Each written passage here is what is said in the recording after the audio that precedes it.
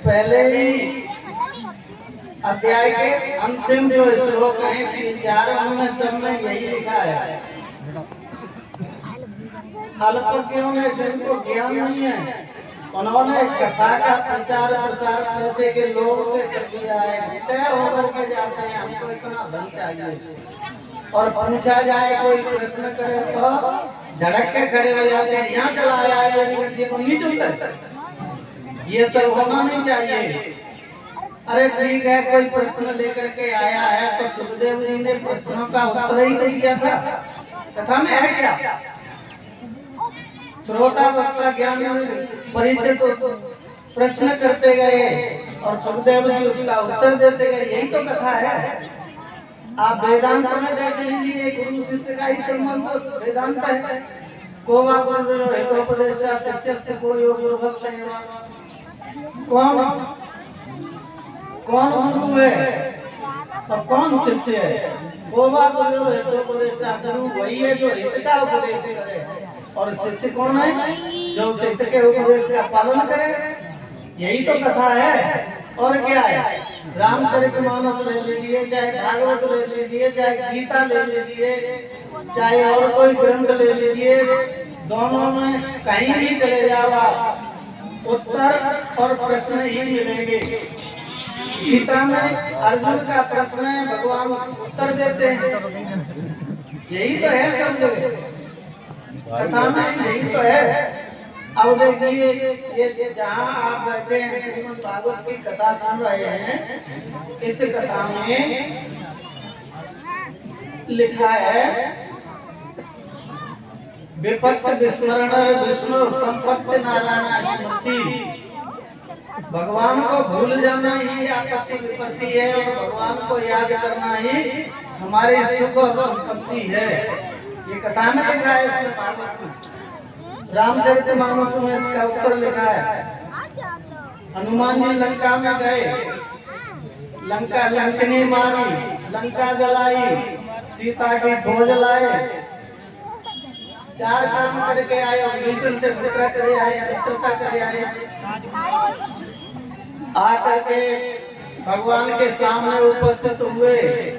भगवान ने कहा, हनुमान जी, राक्षसों की नगरी लंका थी, उसमें तुम कैसे रहे होंगे, कैसे किया होगा? तो हनुमान जी उत्तर देते हैं, कहे हनुमंत पति प्रभु सोई, जब तब सुमिरन भजन न होई। हाथ जोड़ के भगवान से प्रार्थना कर रहे हैं, प्रभु हम क्या कर सकते थे? जब तक आपका स्मरण भजन नहीं होता तभी आपत्ति विपत्ति आती है।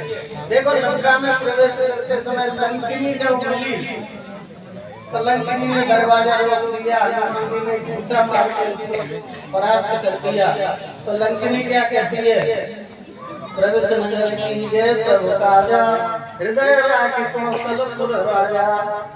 लंकिनी कह रही है, राक्षसी थी, भूसा के मारो व्याकुल हो गई। उसने कहा कि नगर में प्रवेश तो करते हैं, लेकिन भगवान को मत भूल जाना।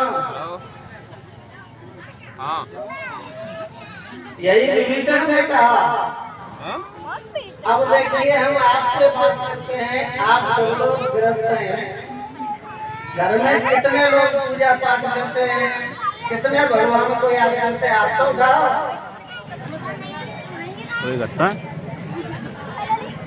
पूजा पाठ भगवान को याद कर।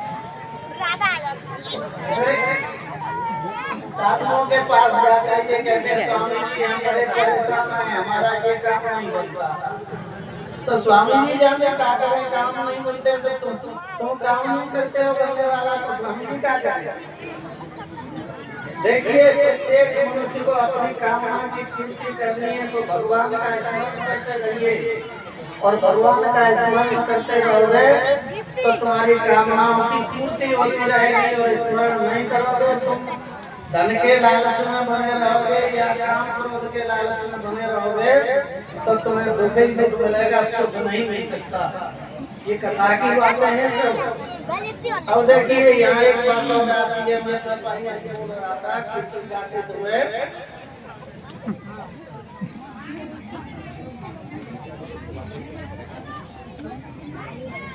राम कथा सुंदर करता भी। भगवान की कथा सुंदर दोनों हाथ की ताली है। संशय बेहद उड़ावन हारी, संशय रूपी पक्षी से उड़े चले जाते। भगवान की तुम कथा में बैठो तो सारे संशय समाप्त हो जाते हैं, और भगवान की कथा में नहीं जाओगे तो घरे बैठे को कथा कही जाओ। राम कथा सुंदर करता भी, संशय बेहद उड़ावन हारी। अब देखिए आगे कहते हैं संतों के लिए क्या कहा है। 11,000 रुपये। राम कथा सच किरण समाना। भगवान की कथा चंद्रमा की किरण के समान है। अब चंद्रमा की किरणें चारों तरफ फैलती है, अमृत बरसाती है, लेकिन वो अमृत पान कौन करता है? आप जानते हैं अमृत पान कौन करता है? नहीं जानते। रात्रि को शमशान में जाकर के देखेंगे तो चकोर नाम का पक्षी मुद्दा जल रहा है, उसका अंगार कहीं पड़ा है तो उसमें चोंच मारेगा। क्यों? वो चंद्रमा से प्रेम करता है, उसकी चोंच नहीं लगती।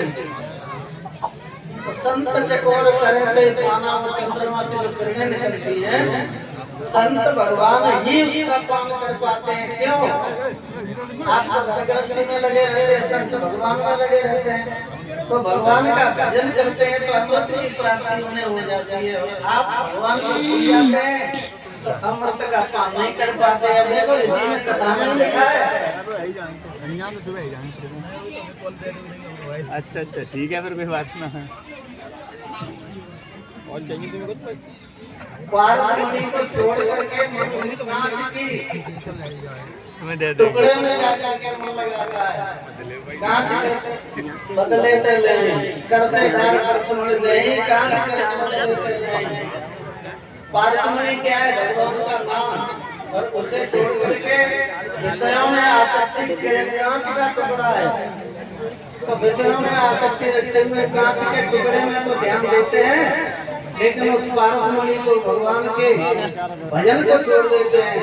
यदि भगवान के भजन को करते रहे, दृष्टि का भी पालन करते रहे, तो जैसे मोरध्वज नरसी हरिश्चंद्र इत्यादि का उद्धार हुआ है, गृहस्थी में ही हुआ है। इस तरीके से यदि आप अपना कार्य करेंगे तुम्हारा भी कल्याण हो जाएगा।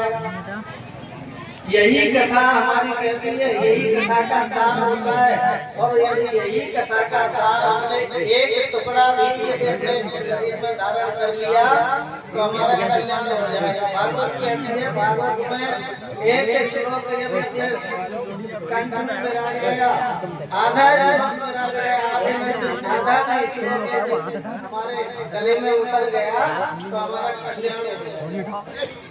एक दृष्टांत है, एक जगह ऐसे शास्त्री जी कथा कर रहे थे, कथा हो रही थी, तो कथा में अनुसुईया चरित्र चल रहा था।